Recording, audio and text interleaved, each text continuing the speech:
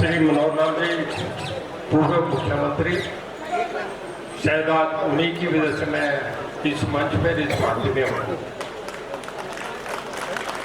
हमारे बहुत नए ऊर्जावान, बहुत सुलझे हुए और कमिटमेंट के सिंसियर श्री नायक सिंह सैनी जी, मैं एक बार सारी भीड़ से खड़ी होकर कहूँगा कि एक बार मनोहर लाल जी का, नायक सिंह जी सैनी का और पूरी भारतीय जनता पार्टी का खड़े होकर तालियां बजा के स्वागत। पूरी भीड़ खड़ी हो जाए। बहुत अच्छा लगा। मैं अलग अलग पार्टी में रहा हूँ, कभी सोचा नहीं था कि मैं एक छोटा आदमी इस भारतीय जनता पार्टी का, जो इतनी देश की बड़ी पार्टी है, इसका हिस्सा बनूंगा।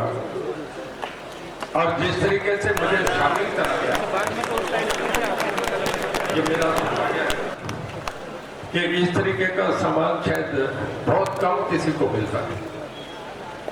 जब देश की 400 लोकसभा सीट चुनी जाए और जिसके चुनने के निर्णय ने हमारे माननीय नरेंद्र मोदी जी, अमित शाह जी, नड्डा साहब और माननीय हमारे जवान छात्र पूर्व कहने में हमारे बहुत आदरणीय मनोहर लाल जी, जो हमारे मुख्यमंत्री रहे, मेरे 4.5 साल मुझे बहुत साथ दिया। इन लोगों ने जब एक फैसला करा 400 सीटों के लिए, मैं पार्टी में नहीं था, मैं तो किसी गांव में था। मुझे आदेश आया कि आप चल के पटका पहने 8:30 बजे आपका पार्टी का टिकट अनाउंस होगा। मैं इस एहसान को कभी भी नहीं भूल सकता। किसी को हजम हो या नहीं हो, कहना चाहिए।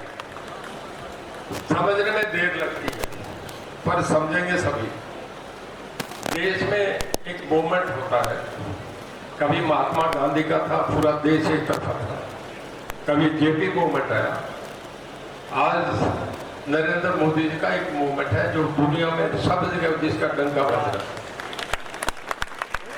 माफ करना, देश में कभी भी इतनी लंबी किसी को भी मैंडेट नहीं मिला। अमेरिका में भी प्रेसिडेंट 2 बार बनता है, तीसरी बार नहीं 8 साल रहता है। इंग्लैंड में भी कभी कोई प्रधानमंत्री 15 साल नहीं रहा। और ये इस देश का सौभाग्य है कि 1984 के बाद 2014 तक 30 साल के अंदर गठबंधन की सरकारें बनी, चाहे एनडीए बनी, चाहे यूपीए बनी। पहली बार एक ऐसे शख्स को, एक ऐसे लोक पुरुष को लोगों ने अकेली पार्टी को मेजोरिटी 2014 में 23 साल के बाद एक पार्टी को देश के लोगों ने चुन के आगे कर 2019 में दूसरी बार चुना और पहले से सीट बढ़ा के दी। और अब तीसरी बार ये हिंदुस्तान कुछ ही कर दे, इसका कहना नहीं सकता। भारत कुछ भी कर सकता है। मुझे याद है, शायद नायक सिंह जी को तो याद नहीं हो, हमारा जमाना पहले का था। 1977 में जब जनता पार्टी का गठन हुआ था और एमरजेंसी के खिलाफ, एक्सेसिस के खिलाफ लोगों ने बड़ा जबरदस्त वोटिंग करा था। पूरे देश में एक तरफा वोट हुआ था। तो इंग्लैंड के गार्डियन अखबार ने लिखा था कि we salute Indian people who are hungry, who are without clothes, but they are so much sincere, so much committed to the democracy। मैं हिंदी में बता रहा हूँ कि गार्डियन अखबार दुनिया का सबसे बड़ा अखबार है। उसने लिखा कि हम हिंदुस्तान के लोगों को सलाम करते हैं, जिनके पेट में रोटी नहीं है, जिनके कपड़ा वतन पे ओढ़ने को नहीं है, पर उसके वतन पर, और वो आदमी भूखे और बिना कपड़े के भी राजनीति में, डेमोक्रेसी के लिए इतने होशियार है, इतने तेज है, उन्हें हम सलाम करते हैं। मोदी साहब ने एक बहुत बड़ा काम करा। हम छोटे लोग छोटी बातें करते हैं। मुझे याद है कि G20 सम्मेलन था, उस वक्त हमारे मोदी साहब ने कहा, वो नहीं बोलेंगे जो हमें पुतिन कहे, हम वो नहीं बोलेंगे जो हमें अमेरिका कहे, हम वो बोलेंगे जो हमें भारत कहेगा। ये बहुत गुर्दे की, बहुत हौसले की बात है। तो जब ऐसा से ना कि हमारा, तो फिर कहीं कभी नहीं करने देंगे।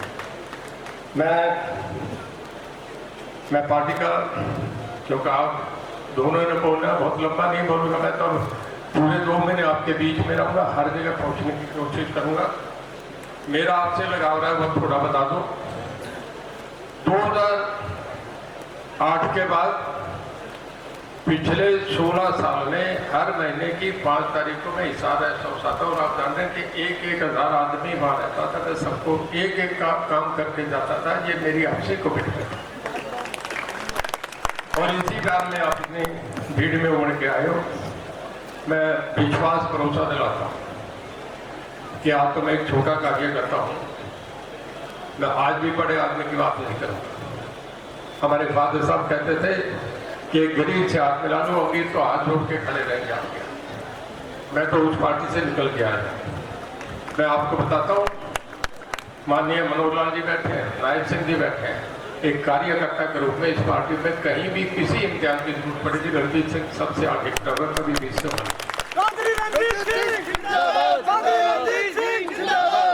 मैं फिर धन्यवाद करता हूँ माननीय मनोहर लाल जी का। मैं अगर 3 बार भी कहूँगा तो पूरा नहीं माने। मुझे जब चुनाव हुआ था, मैं 1 मिनट अपनी बात कह के खत्म करता, रिजल्ट नहीं आए थे, मुझे फोन आया, सबके फोन आ रहे थे। बीजेपी के 40 MLA थे, कांग्रेस के 31 थे, जेजेपी के 10 थे, हम 7 थे। मुझे फोन आया कि काउंटिंग नहीं हुई है, जो रणजीत सिंह आप चुनाव जीत रहे हैं, आपको बहुत बधाई।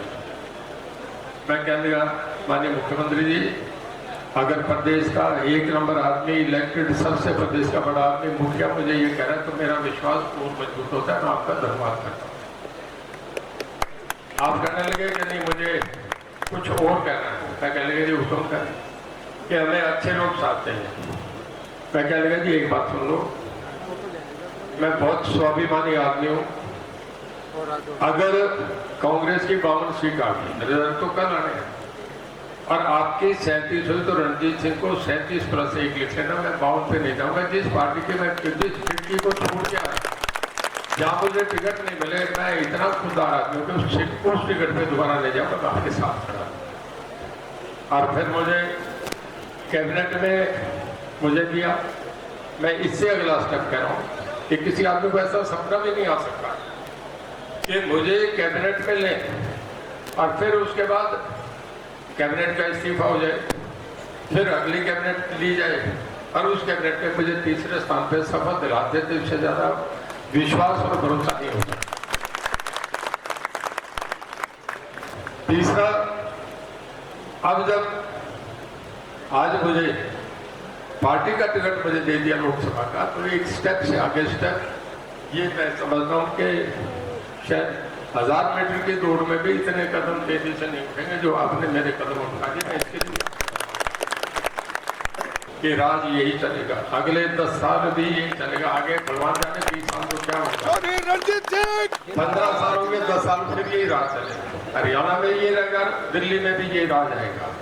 अब तो माफ करना, बलूचिस्तान में भी नारे लगते हैं, पाकिस्तान ऑक्युपाइड कश्मीर में भी नारे लगते हैं कि एक मोदी यहाँ चाहिए। ये हालात बनते हैं।